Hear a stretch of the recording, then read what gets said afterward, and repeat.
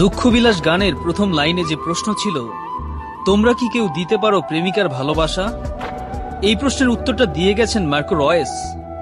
কোনো ক্লাবকে ভালোবেসে যা দেয়া যায় তার সবটুকুই নিংড়ে দিয়েছেন এই জার্মান মিডফিল্ডার। বরুসিয়া ডর্টমুন্ডের প্রতি তিনি যে ভালোবাসা দেখিয়েছেন, অনেক শাশ্বত প্রেম এই ভালোবাসার কাছে হার মানবে। মডার্ন ফুটবলে বড় বড় ক্লাব থেকে আসা অর্থের ঝনঝনানি, ক্লাব কিংবা ব্যক্তিগত ট্রফি জেতার নেশা, এলিট ক্লাবে খেলে নিজের ক্যারিয়ারের অর্জন সমৃদ্ধ করা, সবকিছুকে ল্যাং মেরে 12 বছর রয়ে গেছেন একই ক্লাবে।